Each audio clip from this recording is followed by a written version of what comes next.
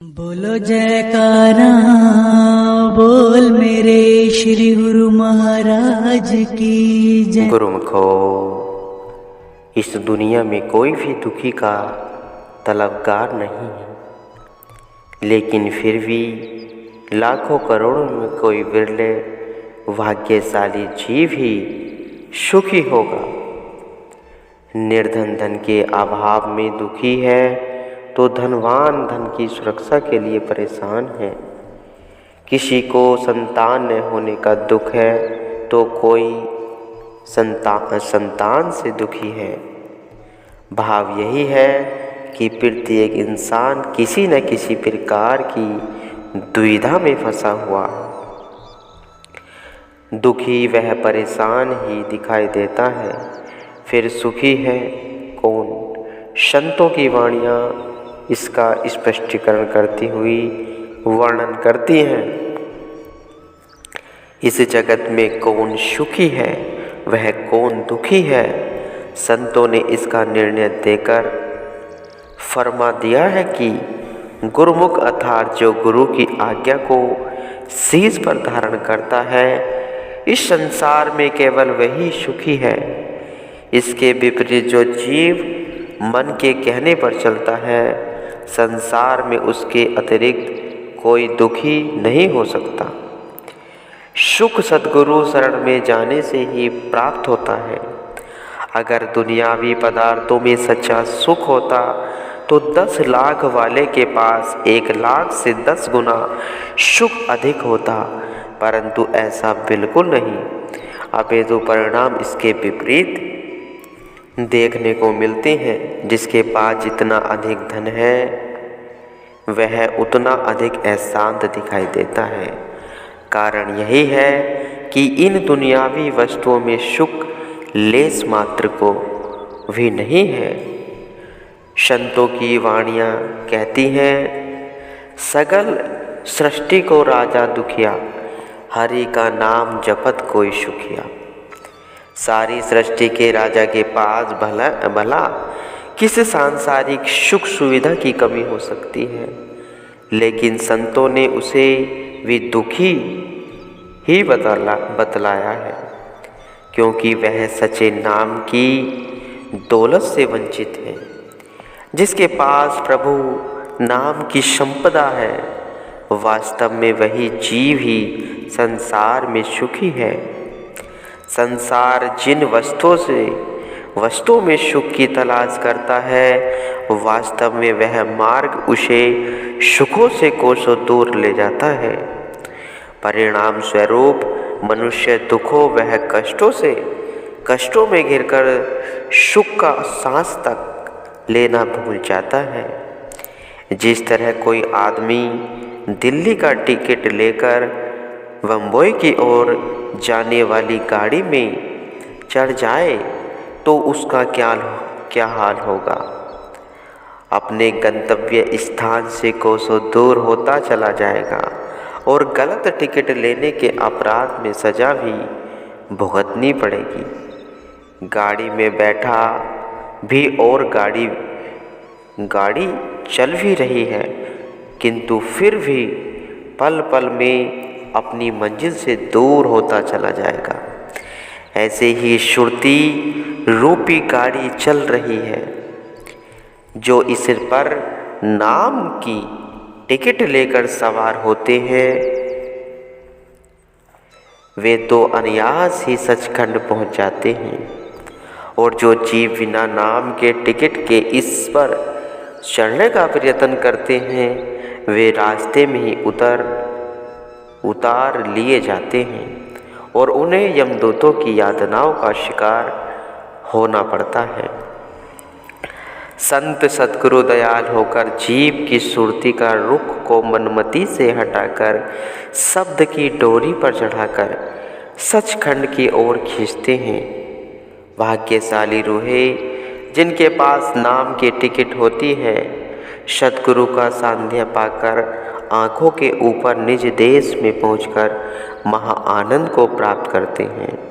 उन्हें दूरदरगाह में भी सम्मान प्राप्त होता है।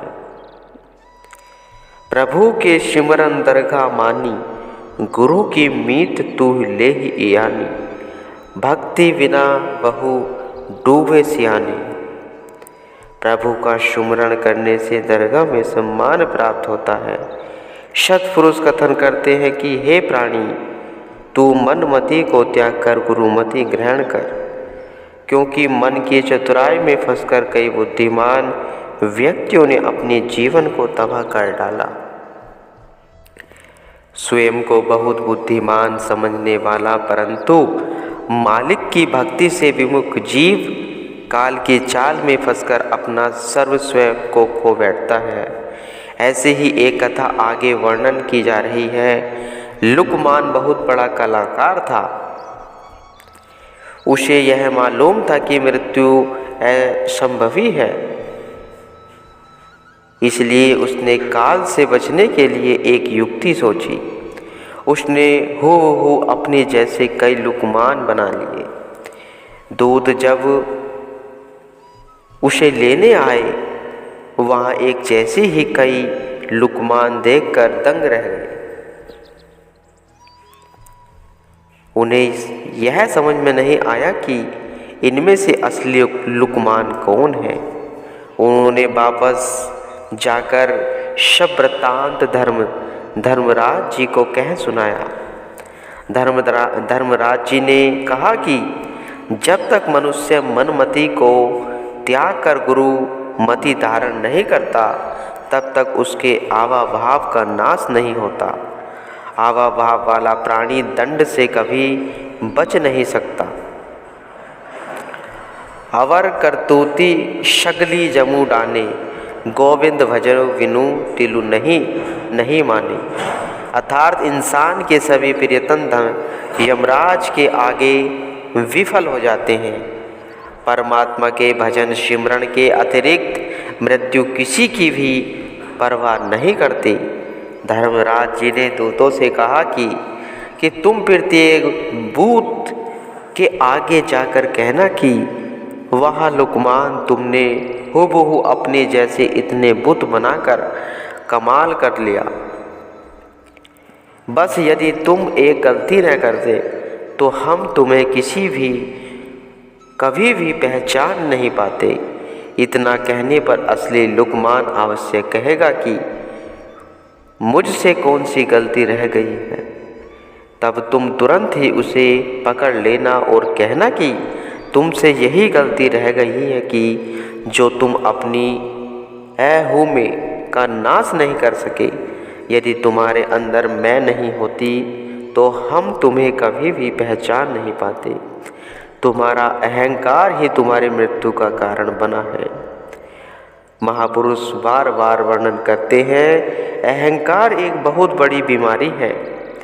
इसका उपचार करने की औषधि भी है।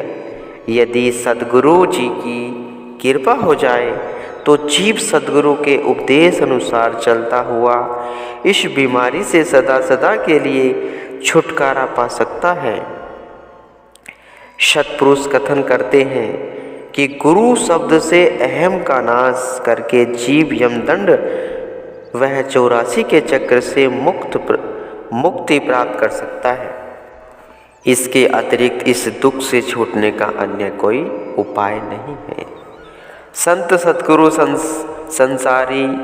संस्कारी रूहों को सचखंड की ओर खींचते हैं और सचेत करते हैं कि जिन संसारी वस्तुओं में चित्त अटका कर सुख ढूंढने का प्रयत्न कर रहे हो, उन वस्तुओं में अपना दिल हटाओ। ये वस्तुएं सुख रूप नहीं अपितु दुखों का घर है। भक्तिवान और संसारी जीवों के ख्यालों में बहुत भारी अंतर होता है। वर्णन आया है श्रीमद्भागवत गीता में भी आया है। भाव यही है कि संसारी मनुष्य जो रात है वह भक्तों का दिन होता है, और जो भक्तों की रात होती है वह संसारियों का दिन होता है। जैसे दिन और रात का आपस में मेल नहीं है, ऐसे ही भक्तिवान और मनमति वालों का आपस में मेल नहीं होता। भक्तिवान व्यक्ति का जिस तरह मुख होता है मनमुखी की उस तरफ पीठ होती है, और जिधर भक्तिवान गुरुमुख की पीठ होती है, मनमुख का उधर मुंह होता है। एक लड़का स्कूल में देर से पहुंचा। अध्यापक ने उसे देर से आने का कारण पूछा। लड़के ने कहा, मार्ग में ऐसा जोरदार तूफान आया कि मैं एक कदम आगे बढ़ता था तो तूफान मुझे 2 कदम पीछे की ओर धकेल देता था, इसलिए मुझे पहुंचने में देर हो गई। अध्यापक ने कहा, यदि ऐसी बात थी तो फिर तुम यहाँ तक कैसे पहुँचे? उस बालक ने उत्तर दिया, मैंने स्कूल की तरफ पीठ की और घर की ओर मुंह करके चल पड़ा। इस प्रकार तूफान झेलता हुआ यहाँ तक पहुँच गया। इसी प्रकार गुरुमुख भी अपने वास्तविक घर की ओर मुंह करते हैं और संसार की तरफ पीठ। फिर दुनियावी तूफान उनका कुछ भी बिगाड़ नहीं पाते और वे खुशी खुशी अपने घर पहुँच जाते हैं। सत्पुरुष फरमाते हैं कि जिस अस्थायी घर को छोड़कर चले जाना है, उसमें तो जीव ने मन को रमा रखा है, और जहाँ अपने असली घर पहुँचना है उसकी इसे कोई चिंता फिक्र ही नहीं।